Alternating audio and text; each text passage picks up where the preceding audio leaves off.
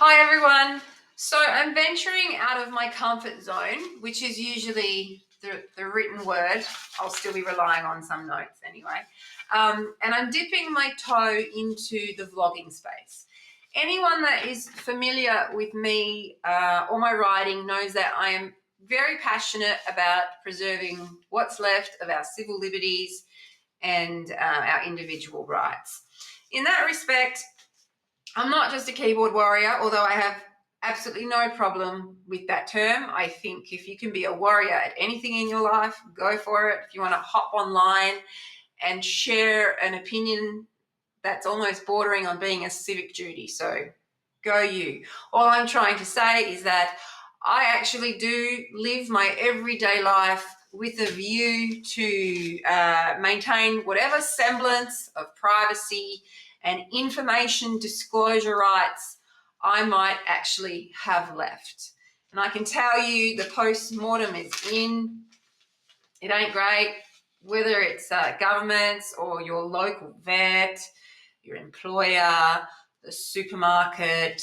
They're all trying to grab stuff off you.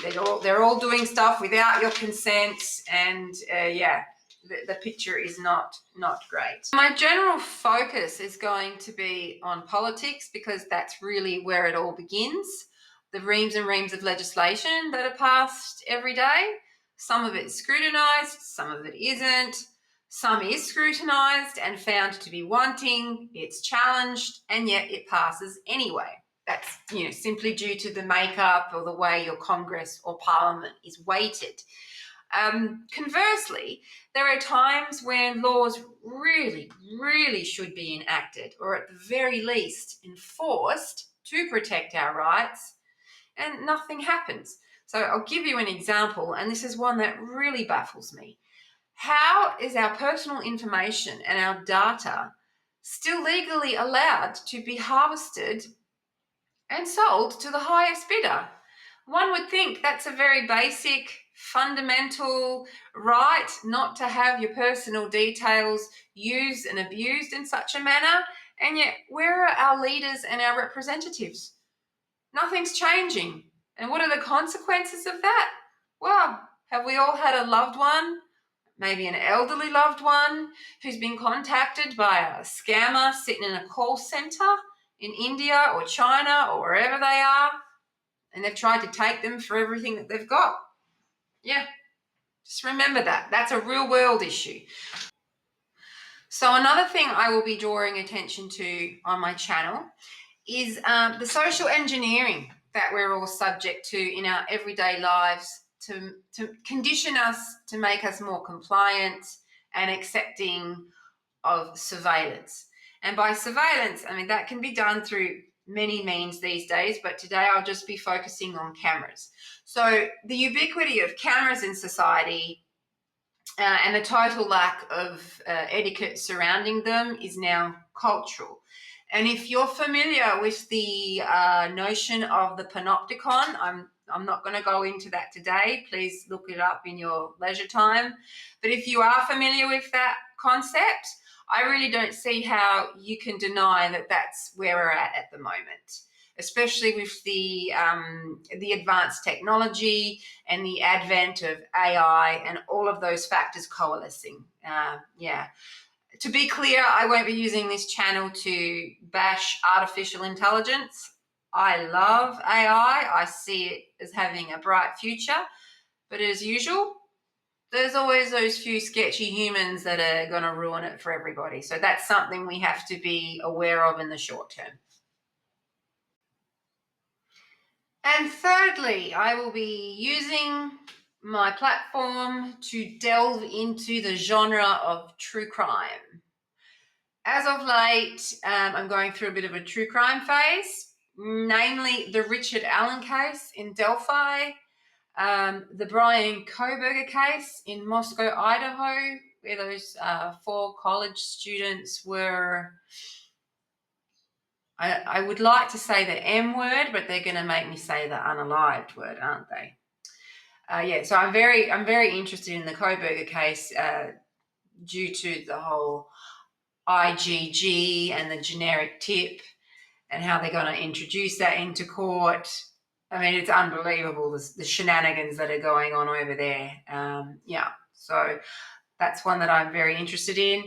And also, due to some very convincing people on LawTube, I've started following Karen Read. Yes. Now, they're all very vastly different cases, but the one thing they do share in common, and why I'm so involved, is because they give that precious window into the judicial system, the courts, or as was the case in Delphi, the distinct lack of the window, the complete lack of transparency, and how hard they made it for the public to know what was going on. So if you want a microcosm of just how your rights and liberties are being traipsed, and in the most extreme fashion, because, the courts, that's an institution that can severely curtail your liberty, just tune into an episode of Court TV. I guarantee you it'll be so educational. And now I say that a bit tongue-in-cheek because, in case you hadn't noticed, this accent is Australian. And we don't have cameras in the courtroom, so we've got no idea what's happening.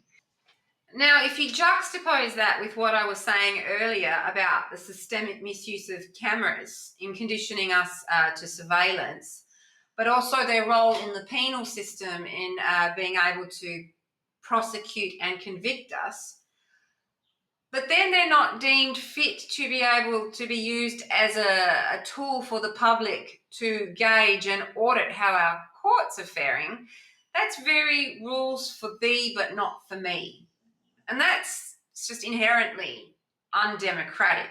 And, well, liberal democracies take a bit of work. So if true crime is something that you're interested in, then please stay tuned.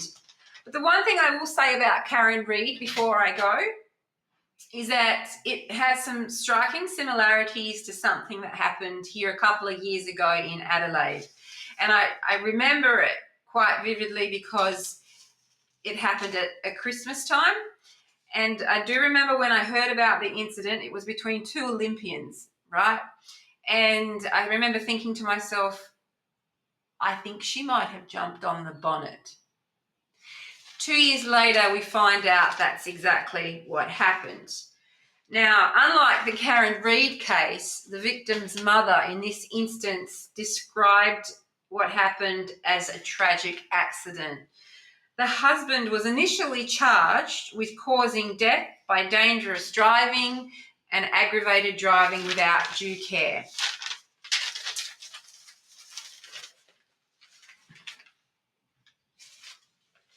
He later pleaded guilty to the lesser charge of creating a likelihood of harm, and he will be sentenced in May.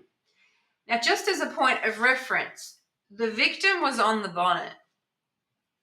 The husband kept driving. She came off, and this is a direct quote from the Australian, she was dragged some distance down the road. That seems quite intentional to me. So someone remind me, what's Karen Read being charged with? What's she being accused of and charged with? Anyway, and that scenario is nowhere near as cut and dry as what happened here in Adelaide. So lots of factors at play there with Read and that tight community of Canton. For the record, I lean guilty with Karen. I mean, I don't think she intentionally meant to hit him, but, she might have. I'm open to persuasion. Anyway, I think that pretty much sums up what I want to say today. Other things I might be touching on my channel, maybe a book review, maybe what the kids these days are calling reactions to what someone else has said. But yeah, it's a project. It's a work in progress. So yeah, pleased to make your acquaintance. If this is something that interests you, please like and subscribe, share, all those things that I've never done. No, I do. I'm very loyal. So yeah, I hope to see you next time with other topics. See you later.